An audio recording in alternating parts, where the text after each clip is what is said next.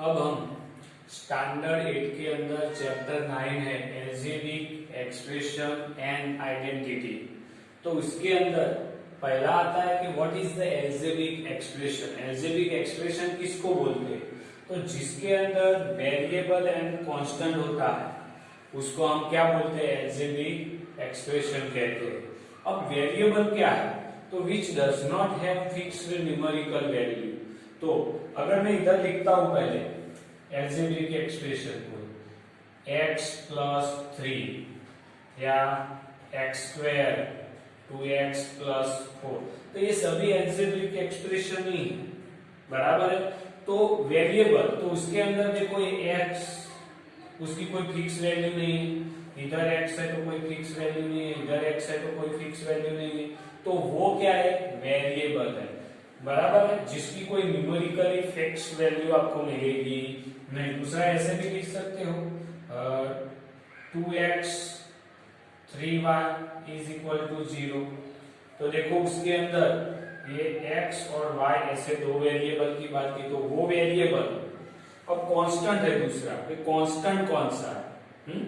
तो is a symbol which has the fix value. ऐसा symbol है जिसकी फिक्स वैल्यू। तो इधर देखो कांस्टेंट कौन सा है? तो 3 है कि नहीं? हाँ, तो इधर 3 है, वो कांस्टेंट है, 4 कांस्टेंट है। तो इधर मैं इसे लिख सकता हूँ कि 3 हो सकता है, 4 है, -7/2 है। ऐसे भी कोई एक्सप्रेशन के अंदर कोई भी हो सकता है, माइनस प्लस कोई भी हो सकता है। और ये फिक्स न्यूमेरिकल वैल्यू इसमें x हो सकता है, y हो सकता है।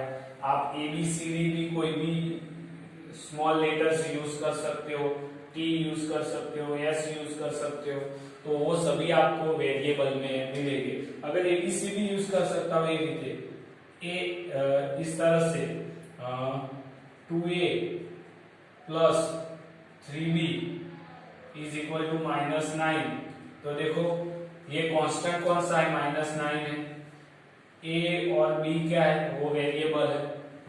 लेकिन ज्यादातर हम x है उसको ज्यादा यूज करते हैं, वेरिएबल की तरह हम x ज्यादा लेते हैं। अब दूसरी बात आती है इंपॉर्टेंट, कौन सी? तो प्लस और minus sign separate the term. यानी इधर देखो ये इक्वेशन में प्लस साइन है, तो इधर टर्म कितने हैं? तो 1 2 और 3 है। इधर कितने? तो 1 और 2 है। इधर कितने? 1 और 2 है। इधर कितने? 1 और 2 है। यानी आप एग्जांपल में इसी तरह से भी लिख सकते हो कि -3x -4 इज इक्वल टू 0।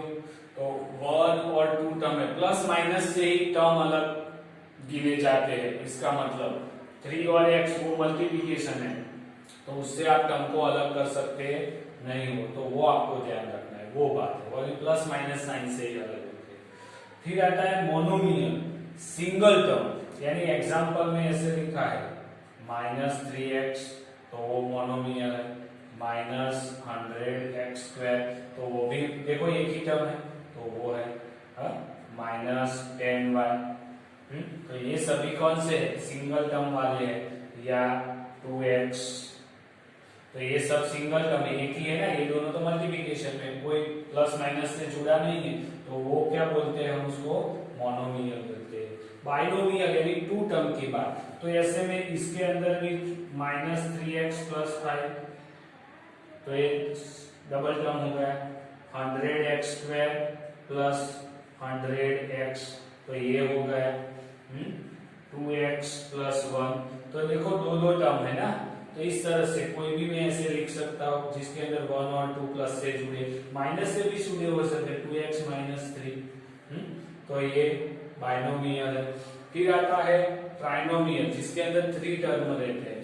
तो जैसे कि 2x 3y -5 या x² + 2x - 4।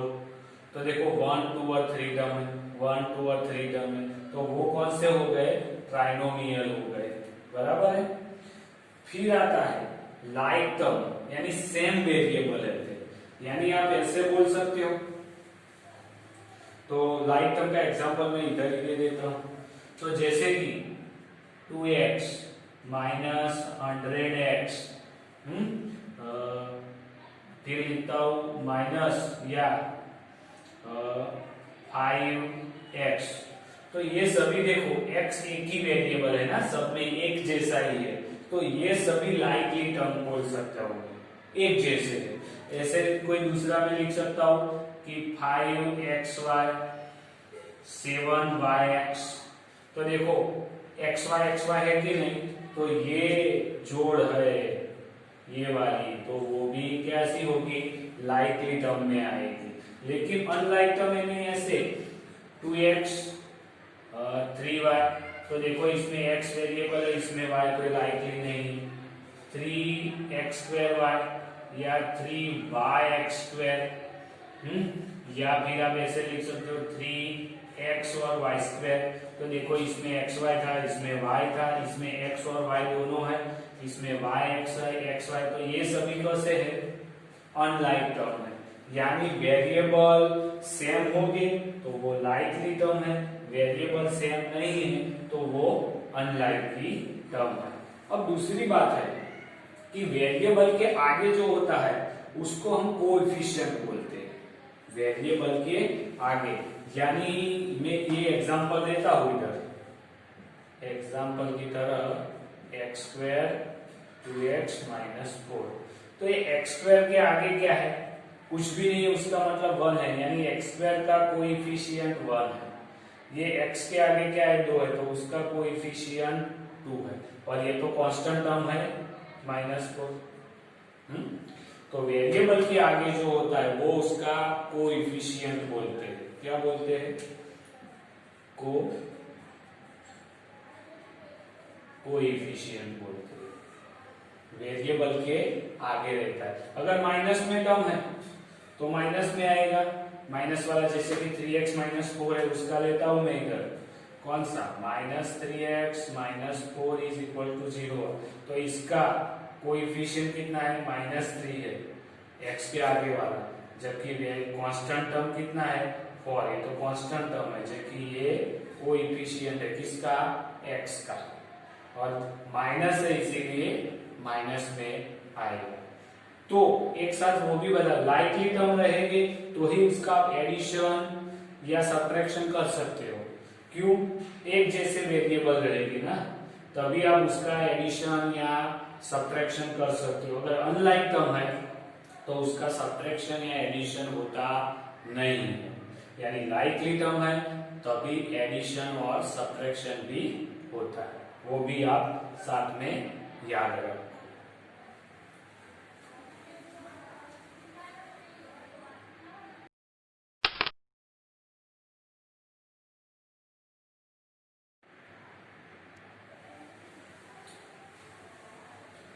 अब आगे है नोट्स में कि product of monomial and monomial, तो आपको आंसर में भी मोनोमियल ही टर्म मिलने वाला है। एग्जांपल की तरह देखते हैं आप, 2x × 3y, तो क्या आता है, तो आप पता है कि 2 × x है क्रॉस 3 × y, तो 2 × 3 ले सकता हूं और x × y, तो 3 × 2 = 6, x क्रॉस y, तो कितना आता है, 6xy।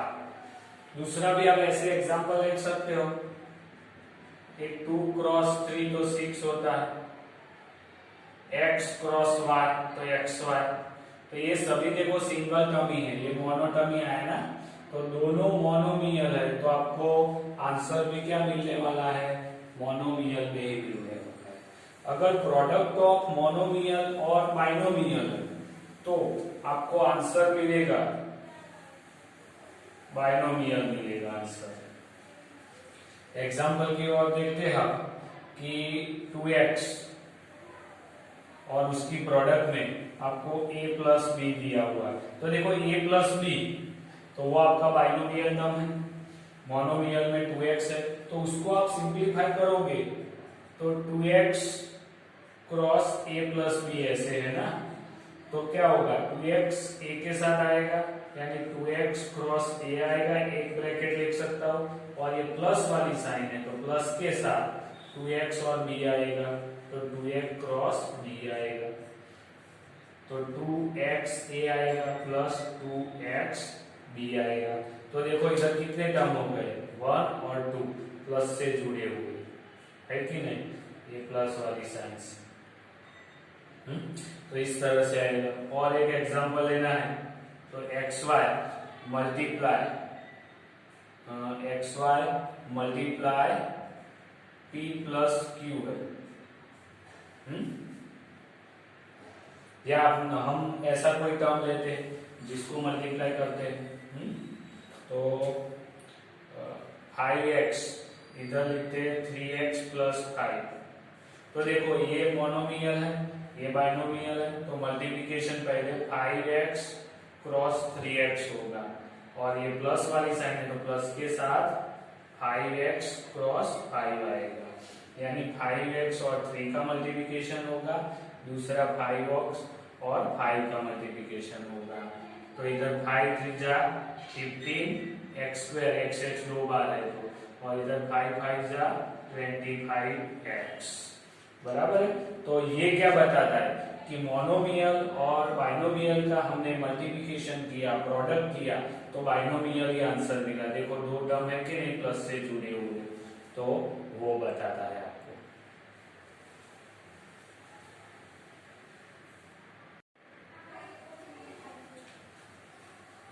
अब आगे आप नोट्स में देखेंगे कि प्रोडक्ट ऑफ टू बाइनोमियल, अगर टू बाइनोमियल टर्म है उसका आप मल्टीप्लाई करोगे तो आपको कितने टर्म मिलेंगे। Two binomial both term of the binomial is multiply this term second term, तो आपको टोटल कितने टर्म मिलेंगे तो वो देखना है। तो प्रोडक्ट ऑफ टू बाइनोमियल, तो मैं पहले एग्जांपल में लेता हूं a प्लस b, ये कौन सा टर्म है, बाइनोमियल ही है ना, और इसका मल्टीप्लिकेशन c प्लस d से करता हूं, तो दोनों बाइनोमियल का तो क्या होगा, तो पहले a के साथ a का c प्लस d के साथ मल्टीप्लिकेशन होगा, प्लस b के साथ c प्लस d आएगा, यानी ac आएगा, ad आएगा, bc आएगा और bb आएगा। तो 1 2 3 4, तो कितने टर्म हो गए, यानी आपको मल्टीपल टर्म मिलेंगे। इस टर्म तो is multiplied which term is second polynomial, तो आपको टोटल प्रोडक्ट में कितने टर्म मिले, तो 1 2 3 4, यानी प्रोडक्ट ऑफ टू बाइनोमियल करोगे तो मेरे को पॉलिनोमियल यानी नंबर ऑफ टर्म मिलने वाले हैं।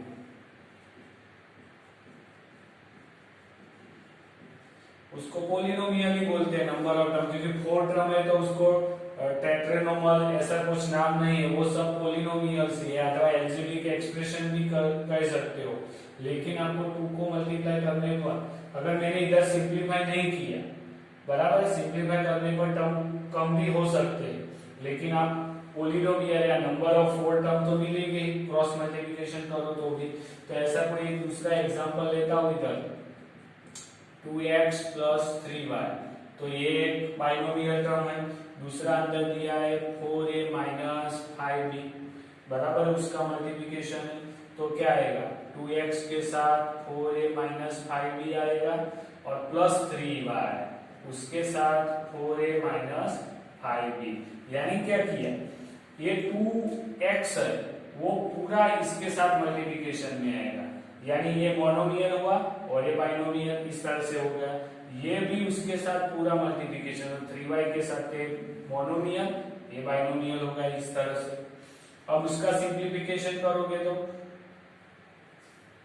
2x मल्टीप्लाई 4a, अब ये माइनस है तो माइनस 2x मल्टीप्लाई 5b, इधर 3y मल्टीप्लाई 4a और माइनस है इसीलिए माइनस 3y मल्टीप्लाई 5b आया, तो 4 2 जा 8xa आया, 5 2 जा 10xb आया, इधर 4 3 जा 12ya आया, 5 3 जा 15yb आया। तो ये सभी इतने टर्म कितने हैं, तो 4 टर्म आपको मिल गए, बराबर है। अब क्या है, product of binomial and trinomial का, हाँ, तो ये किस प्रकार से प्रोडक्ट करना है वो भी बताता है, ये तो आपको पता चल गया ना। ये पूरा है इसके साथ, ये पूरा, तो अब 2x वाला है तो ये 4a के साथ आया और फिर से 5a के साथ आएगा, ये भी उसके साथ आएगा और ये पूरा उसके साथ, देखो ये बताया, बराबर है ना। तो इधर बाइनोमियल लेता हूं कोई, जैसे कि ये 2x प्लस 3y और उसकी पूरा 4a minus 5b plus c, ऐसा कोई टर्म ले लिया। चलो, यानी देखो 3 टर्म तो ट्राइनोमियल हुआ, 2 टर्म तो बाइनोमियल, तो इसका इसके जैसे ही है। किस प्रकार से, तो पहले 2x है ना, तो उसका ये पूरे ब्रैकेट के साथ मल्टीप्लिकेशन, यानी 2x के साथ 4a 5b और c, ये पूरा। अब ये दूसरा है तो उसके साथ भी पूरा, यानी प्लस 3y के साथ 4a 5b प्लस c। अब 2x का 4a के साथ आएगा, 2x इंटू 4a, माइनस है तो माइनस 2x और 5b आएगा, और 2x और c के साथ तो प्लस 2x और c आ गया। तो ये देखो 2x के साथ 4a तो ये आ गया, 2x के साथ 5a तो ये आ गया, और 2x के साथ c वाला तो ये आ गया। इस तरह से 3 का a के साथ, 3 का 5 के साथ और 3 का c के साथ मल्टीप्लिकेशन है। तो इधर लिखता हूं 3y multiply power a, minus sign है जिससे प्लस माइनस, तो माइनस 3y 5b, उसका भी मल्टीप्लिकेशन। इधर मल्टीप्लिकेशन की साइन लगेगी, plus minus minus plus plus plus, तो कितना आएगा 3y मल्टीप्लाई c। तो इधर 4 टू जा 8xa, इधर 5 टू जा 10xb, क्योंकि ये कोएफिशिएंट है ना, मैंने बोला उसका तो मल्टीप्लिकेशन होता ही है, प्लस 2xc, 4 3 जा 12ya, 5 3 जा 15yb और 3yc। तो इस तरह से उसका सिंप्लीफिकेशन आएगा, तो आप याद रखिए उसको।